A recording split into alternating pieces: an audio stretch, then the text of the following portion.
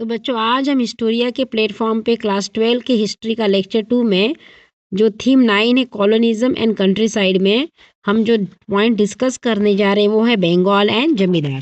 Bengal and जमींदार यहाँ पे देखिए जो ईस्ट इंडिया कंपनी थी उसका सबसे पहले जो प्रभुत्व आप देखेंगे तो उन्होंने ईस्ट इंडिया कंपनी ने सबसे पहले अपना पावर कहाँ पे स्टार्ट करना सेटल किया था, बंगाल में। ठीक है, colonial rule was first established in Bengal. जो कॉलोनियल रूल था वो सबसे पहले कहाँ स्टैब्लिश हुआ था, बंगाल में।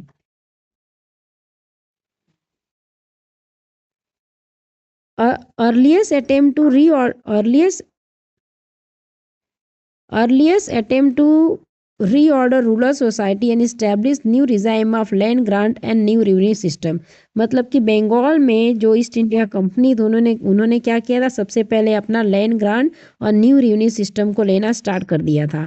Late us see what happened in Bengal in early year of East India rule. कि ये पूरे लेसन में हम देखेंगे कि East India Company, East India EIC मतलब ईस्ट इंडिया कंपनी ने बंगाल में जब शासन करना स्टार्ट कर दिया था तो उन लोग उसकी वजह से वहाँ पे क्या क्या चेंजेस आए। इसके लिए आपका पहला टॉप पॉइंट है 1.1 में एन ऑक्शन इन बर्धमान 1797। कि 1797 में आप देखोगे कि जो बुर्दवान जो स्टेट है वहाँ पे क्या हो रही है, आपको एक नीलामी का दृश्य दिखेगा।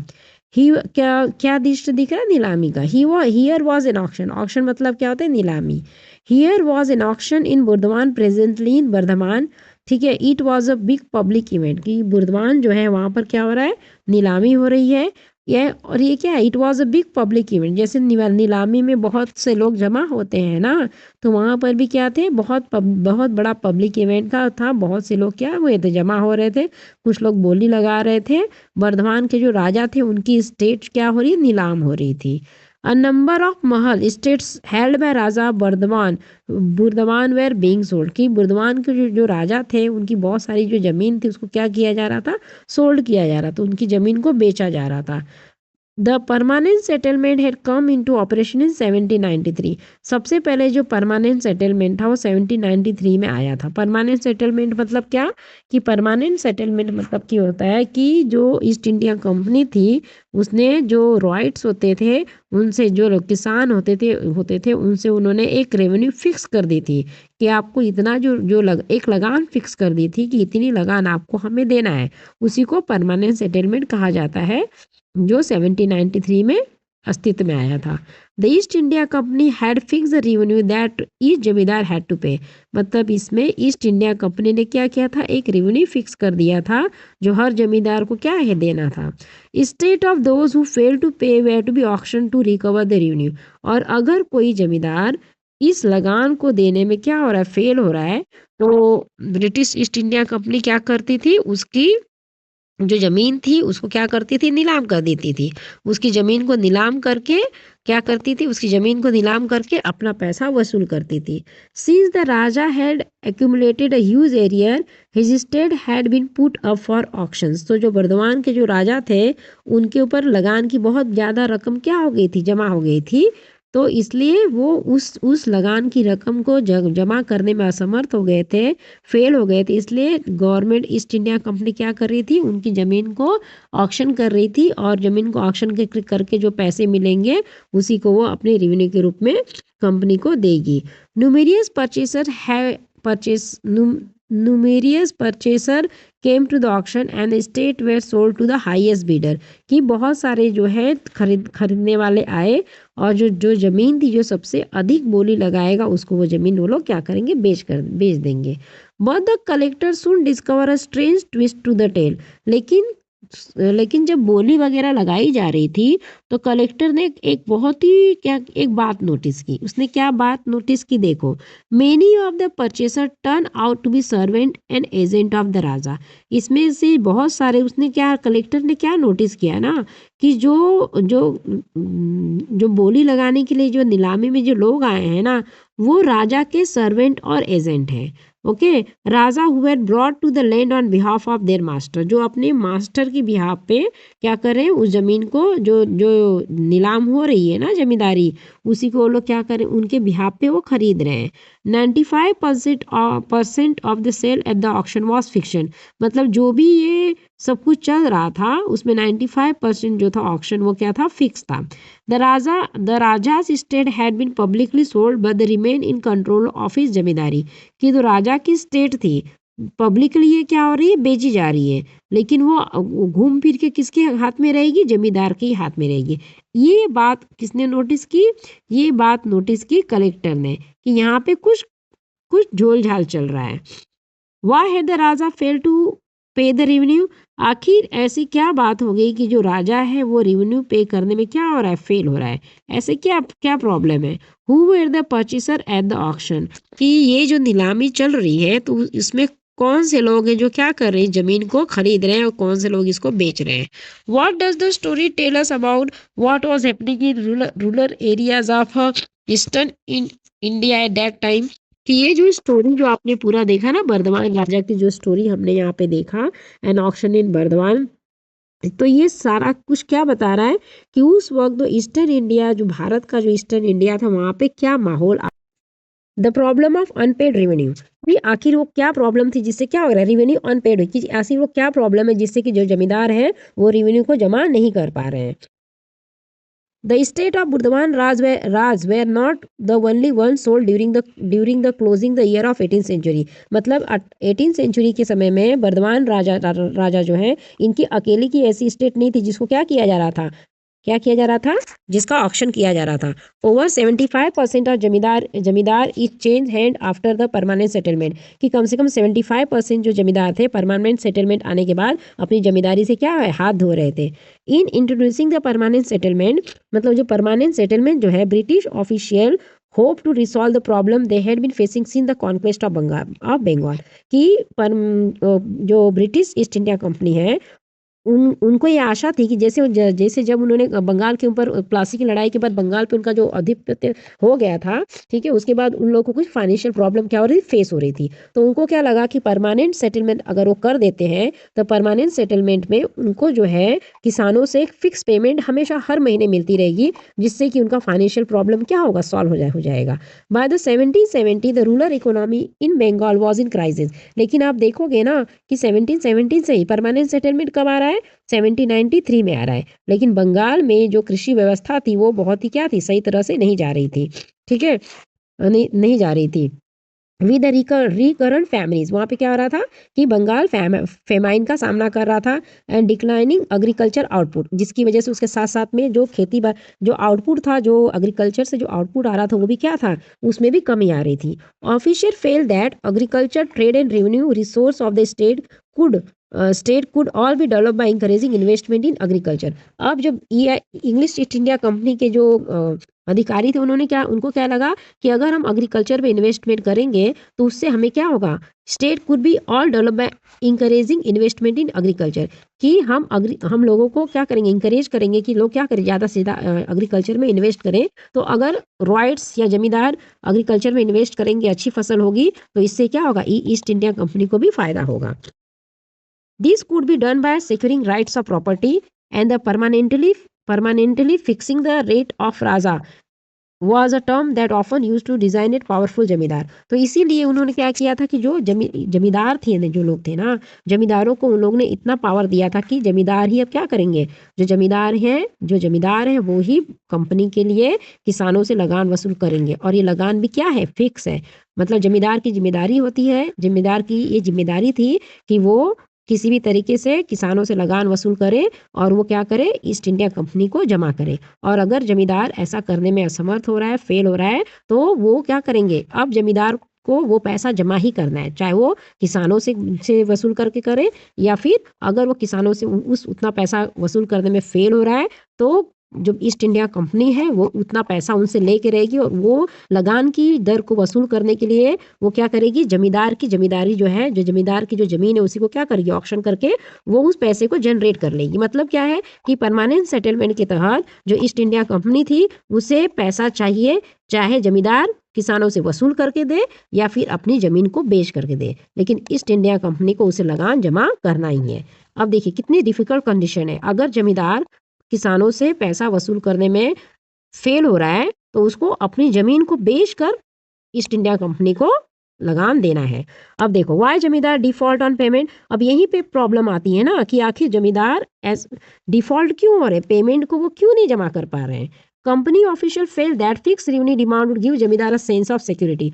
अब कंपनी ऑफिशियल को क्या लगा कि अगर हम लगान को फिक्स कर देंगे तो जो जमींदार है वो उसको भी क्या होगा, एक सिक्योरिटी फील होगी, assure of return on their investment, कि जो इन्वेस्टमेंट वो कर रहे हैं उतना उनको मिल जाएगा। Encourage them to improve their state. इसकी वजह से क्या होगा, इससे वो भी क्या करेंगे कि वो भी अपने उनके स्टेट में जो भी हो रहा है ना खेती व्यवस्था, जो भी कुछ चल रहा है एग्रीकल्चर से रिलेटेड, उसमें भी वो लोग क्या करेंगे, इंप्रूव करेंगे, उनकी कंडीशन में क्या होगी, थोड़ी इंप्रूवमेंट आएगी। In the early decade after the permanent settlement, however, जमींदार regularly failed to pay the revenue demand and unpaid balance accumulated। लेकिन परमानेंट सेटलमेंट के जो इनिशियल स्टेट था उसमें जमींदार रेवेन्यू को जमा करने में फेल हो रहे थे, और जिसकी वजह से अनपेड बैलेंस एक्यूमुलेटेड, मतलब उनके ऊपर क्या हो रहा है, जो पैसा है वो अनपेड पैसा जो है, मतलब लगान जो है जो वो लोग नहीं जमा कर रहे हैं ना, तो लगान की किस्त बढ़ती जा रही थी। The reason for this failures were various. अब ये जो इसके बहुत सारे कारण थे कि जो जमींदार आखिर ऐसे कौन से कारण थे कि जमींदार जो है लगान सही समय पर न वसूल कर पा रहा है, न ही वो ईस्ट इंडिया कंपनी को उतना पैसा जमा कर पा रहा है। The first was that the initial demand were very high, कि जो लगान थी वो क्या थी, इनिशियल डिमांड, जो लगान की जो दर थी वो क्या थी, बहुत ज़्यादा थी। This was because it was fail that if the demand was fix for all time to come, company would never be able to claim a share of increase income from the land when price rose and cultivation expand. कि इन लोगों ने permanent settlement के तहत क्या कर दिया था, रेवेन्यू डिमांड फिक्स कर दी थी। अब जो अंग्रेजों का क्या मानना था, उनका मानना था कि अगर हम एक ही बार में परमानेंट सेटलमेंट के थ्रू हम एक ही बार में क्या करेंगे, पूरा पैसा वसूल कर लेंगे। वो वो एक ही बार में पैसा वसूल इसलिए करना चाह रहे थे कि अगर अच्छी फसल हुई और अच्छी फसल हुई और अगर किसान उस फसल को अच्छे दाम में बेचेगा तो थोड़ी ना उसको वापस वो जो फायदे में कंपनी को कोई फायदा नहीं होगा। इसलिए कंपनी ने फिक्स कर दी थी डिमांड को, रेवेन्यू को फिक्स कर दिया था कि हमको आपको परमानेंटली इतना रेवेन्यू देना ही है। To minimise this anticipated loss, company paid the revenue taluqdar literally means one who hold और तालुका और कनेक्शन। इसलिए कंपनी ने क्या किया, इस तरह की लगान वसूल करने के लिए एक फिक्स आदमी को ढूंढ निकाला जिसको क्या कहा जा रहा था, तालुकेदार। तालुकेदार कौन होते थे, वन हु होल्ड तालुक और कनेक्शन, जो एक पूरा तालुके को क्या कर रहा था, होल्ड कर रहा था, जिसका वहां पे क्या पूरे तालुके में कनेक्शन था। Taluq came to refer a territorial, taluq मतलब एक टेरिटोरियल जोग्राफिकल एरिया में उस व्यक्ति की इतनी पकड़ थी, ऐसे व्यक्ति को ढूंढा जा रहा था कि जिसकी उस पर्टिकुलर एरिया में क्या अच्छी पकड़ हो, जो रेवेन्यू को कलेक्ट करने में जमींदार की हेल्प करे।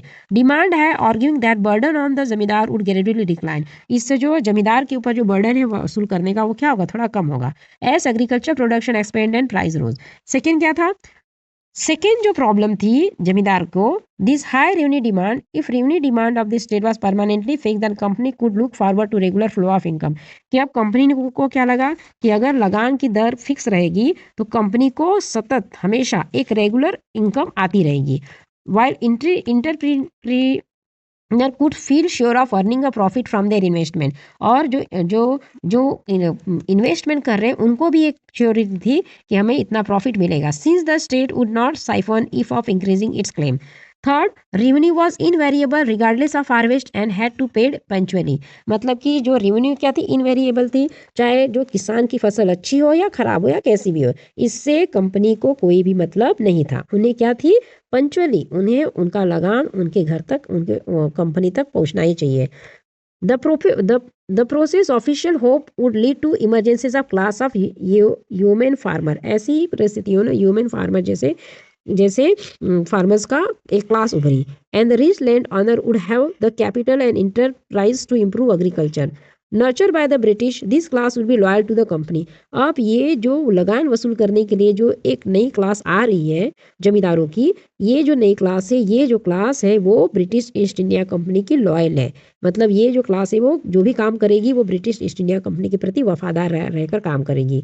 The problem lay in identifying individual who could both improve agriculture and contract to pay the fix revenue to the state. अब ऐसे लोगों की जरूरत थी ना कंपनी को भी, जो क्या करेगी, इस तरह से लगान को वसूल वसूल कर सके। After a prolong debate among the company officials, permanent settlement was made with raja and taluqdar of Bengal. तो एक लॉन्ग डिबेट चली कंपनी के ऑफिशियल्स में और उन्होंने फिक्स किया कि जो राजा है और जो तालुकेदार है बंगाल के, उन्हीं लोगों को ये जिम्मेदारी सौंपी जाए कि वो अपने जमींदारी में रहने वाले किसानों से परमानेंट सेटलमेंट को क्या करें, परमानेंट सेटलमेंट की जो रेवेन्यू है उसको वसूल करें। They were now classified a zamindar, इन्हीं को जमींदार कहा गया। And they had to pay the revenue demand that was fix in perpetuity, मतलब उनको उस पैसे को वसूल करना था किसानों से जो पहले से ही क्या है, फिक्स है। In term of this definition zamindar was not a land owner in village. अब इस डेफिनेशन से जो जमींदार है वो लैंड ऑनर नहीं रह रहा नहीं है, but revenue collector of the state. But अब जो जमींदार है वो जमींदार मात्र नहीं रह गए, वो ईस्ट इंडिया कंपनी के लिए रेवेन्यू कलेक्टर करने वाले एक अधिकारी के रूप में कलेक्ट बन गए हैं। Zamindar at several sometime as many as 400 village under them. जमींदारों के जो अंडर एक जमींदार होता तो कम से कम उसके अंडर में 400 गांव होते थे। In company calculation village within one zamindar form one revenue state, मतलब कि एक जमींदार के हाथ में जितने गांव होते थे ना उसको वो लोग वन रेवेन्यू स्टेट कहते थे। The company fix the total demand और entire state whose revenue the zamindar contract to pay. अब कंपनी ने क्या किया था, रेवेन्यू फिक्स कर दिया था और वहां से जमींदार को वो रेवेन्यू क्या करना था, जनरेट करना था। द जमींदार collect rent from the different village, जमींदार अलग अलग विलेज से क्या करते थे, रेवेन्यू जमा करते थे। Pay the revenue to the company, और कंपनी का रेवेन्यू क्या करते थे, पेड करते थे। And retain the differences as his income, और उसी में से अपनी इनकम को भी क्या करते थे, निकालते थे। He was expected to pay the company regularly. अब कंपनी को क्या करना, उनको कंपनी को रेगुलरली पैसा भरना था, लगान देना था। Failing to which his state would be auction, और अगर वो ऐसा करने में फेल हो रहे हैं तो कंपनी क्या करेगी, जमींदार की जो जमीन है उसको ऑक्शन करवा के अपना रेवेन्यू उनसे वसूल करेगी। Third, the revenue was invariable regardless of the harvest and had to pay punctually, मतलब कि चाहे फसल कैसी भी हो ईस्ट इंडिया कंपनी को सही समय पर लगान चाहिए। In fact according to the sunset law, इसी में आप देखोगे सनसेट लॉ के बारे में पढ़ोगे। सनसेट लॉ क्या था कि if payment did not come in by the sunset of the specified date zamindari was liable to be auction, कि सनसेट लॉ का मतलब होता है कि जिस दिन को उन लोगों ने फिक्स कर दिया था, जो डेट फिक्स कर दी गई थी, उस डेट के शाम होने तक अगर ईस्ट इंडिया कंपनी के पास लगान नहीं पहुंच रहा है तो ईस्ट इंडिया कंपनी क्या करेगी, उस जमींदार की जमीन को ऑक्शन कर देगी, नीलाम कर देगी और अपना लगान वसूल करेगी। For the permanent settlement initially limited the power of the जमींदार to collect rent from the royal and manage his जमींदारी, कि जो परमानेंट सेटलमेंट उसने क्या किया, जमींदारों की पावर को भी लिमिट कर दिया। Collect rent from the royal and manage his zamindari. The company had recognise the zamindar as important, company के लिए जमींदार एक इंपॉर्टेंट पर्सन बन गया, but it wanted to control and regulate them, लेकिन कंपनी के लिए जमींदार इंपॉर्टेंट पर्सन थे, लेकिन ईस्ट इंडिया कंपनी उसको भी क्या करती थी, जमींदारों को भी कंट्रोल करना है उसको, और जमींदार को भी रेगुलेट करना है। Substitute their authority and restrict their autonomy, मतलब कि उसकी जो ऑथोरिटी है उसके ऊपर भी और उनकी जो ऑटोनॉमी उसके ऊपर भी वो क्या कर रहे हैं, रेस्ट्रिकेशन ला रहे हैं। जमींदार ट्रूप्स व डिसबैंडेड, इसके लोग क्या करेंगे, अब जमींदार के ऊपर भी कंट्रोल करना है ना, तो उन लोगों ने क्या किया, जमींदार की जो सेना थी, जैसे उस समय में जमींदार जो होते थे ना वो भी एक राजा की तरह ही मायने रखते थे, उनके पास अपनी छोटी सेना होती थी। तो सबसे पहले कंपनी ने क्या किया, जमींदारों के पास जो भी छोटी मोटी सेना थी उसको उन्होंने डिसबैंड कर दिया। कस्टम ड्यूटीज एबॉलिश, जो भी जमींदार कस्टम ड्यूटी लगाते थे उसको उन्होंने एबॉलिश किया। And their kachahris could brought under the supervision of collector, और जमींदार की जो कचहरी होती थी, मतलब जमींदार एक राजा की तरह होते थे, तो गांव के छोटे मोटे झगड़ों का निपटारा वो खुद अपनी कचहरी में करते थे। तो अब वहां पर इन लोगों ने क्या किया, एक कलेक्टर को अपॉइंट कर दिया जो कंपनी का आदमी होता था। Zamindar lost their power to organise local justice and local police, अब जमींदार के हाथ से जो जमींदार एक राजा की तरह रहते थे वो अपनी उनके हाथ से उनकी पावर छीन ली गई। Over the time, the collectorate emerged as an alternative center of authority, severely restricting what the जमींदार could do. अब जमींदार को क्या करना है क्या नहीं करना है इसका पूरा कौन देखेगा, ईस्ट इंडिया कंपनी के जो कलेक्टर है वो देखेंगे। In one case when the raja failed to pay the revenue, company official was speedily dispatched to zamindari. अगर कोई राजा रेवेन्यू को पे करने में असमर्थ हो रहा है, जमींदार जो है वो रेवेन्यू पे करने में असमर्थ हो रहा है तो कंपनी तुरंत एकदम स्पीड वे में काम करती थी, ठीक है। To take charge of the district and use the most effectual means to destroy all the influence and authority of raja office फिर तुरंत वो लोग एक्शन लेते थे और उसकी जो राजा की जो भी to destroy all the influence and authority of the raja and his offices, राजा और उसके ऑफिस की जो भी इन्फ्लुएंसेज है तुरंत उसको क्या करते थे, वो लोग डिस्ट्रॉय कर देते थे। At the time of rent collection officer of zamindar use the amla came around the village. तो जो जमींदार होते थे ना वो तो खुद तो नहीं जाते थे ना वसूल करने के लिए टैक्स, वो अपने आदमियों को भेजते थे, तो उनके जो आदमी जो होते थे ना उन्हीं को आमला कहा जाता था। But the rent collection was perennial problem, लेकिन इस रेंट को जो रेवेन्यू जमींदार को किसानों से लेना है ये बहुत ही पेचीदा प्रॉब्लम होती थी, पेरिनियल प्रॉब्लम होती थी। मतलब हर साल हर हर जब खेती होती थी ना तो हर बार वो लोग जाते थे रेवेन्यू को कले लगान वसूल करने के लिए, तो उनको हमेशा एक ही तरह की प्रॉब्लम फेस करनी पड़ती थी। समटाइम बेड हार्वेस्ट, कभी कभी क्या होता था, देखिए फसल तो हमेशा अच्छी नहीं होती है, तो कभी कभी क्या होती थी फसल खराब हो जाती थी। And low price made payment of due difficulty, and low prices made payment of due difficulty for rights. और कभी कभी क्या होता था जो जो पेमेंट भी जो खेती का जो खेती जो होती थी उसके अंदर जो अनाज वगैरह होता था उसको मंडी में उतने अच्छे दाम में नहीं मिल पाते थे, जिसकी वजह से जो रॉयट्स होते थे, किसान होते थे, उनको क्या है आदि अच्छा पैसा नहीं मिलता था, तो वो कहाँ से बेचारे लगान देंगे। एट अदर टाइम रॉयट्स दी डेलिबरेटली डिले पेमेंट, जिसकी वजह से वो क्या करते थे कि पेमेंट करने में डिले करते थे। Rich ryot and village headman jotedar and mandal were only too happy to see the zamindar in trouble. अब जो देखिए रिच रॉयट्स दो धनी किसान होते थे और विलेज के जो हेड ज्योतिदार और मंडल होते थे वो लोग जो जमींदारों की इस तरह की प्रॉब्लम को देखते थे ना उन लोगों को बहुत मजा आता था, उन लोगों को अच्छा लगता था कि जमींदार देखो रॉयट को क्या कर रहा है, वो टैक्स वसूल नहीं कर पा रहा है, अब क्या करेगा, अब जमींदार तो टैक्स वसूल करने में असमर्थ है और उसको तो परमानेंट सेटलमेंट के तहत क्या करना है, ईस्ट इंडिया कंपनी को लगान देनी ही है। अब क्या होगा,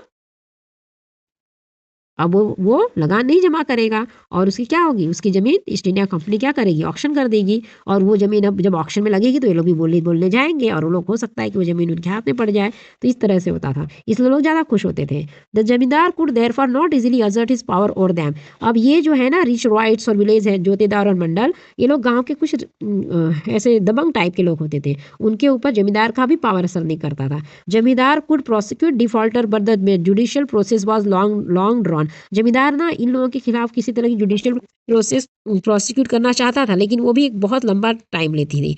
इन Bardhaman alone there were 30,000 pending suits for arrear of rent payment in 1798। 1798 में वर्धमान जो है वहाँ पे अकेले 30,000 कम से कम ऐसे केसेस थे जहाँ पे रेंट पेमेंट का मामला क्या था, दबा हुआ था। तो ये आपने देखा यहाँ पर मेरे सेकेंड लेक्चर में। इसके आगे का जो आप देखेंगे कंटिन्यू है मेरे थर्ड लेक्चर में, हम इसके आगे का जो कुछ भी है वो हम डिस्कस करेंगे। तो आई होप आपको ये जो 2-3 टॉपिक्स जो भी मैंने समझाए वो समझ में आया होगा, और मेरा जो नेक्स्ट लेक्चर होगा उसमें हम इसके आगे के बारे में पढ़ेंगे। अगर आपको ये अच्छा लगा हो ये टॉपिक, तो आप मेरे चैनल को लाइक, सब्सक्राइब और शेयर कीजिए मेरे नेक्स्ट वीडियो के लिए। Thank you.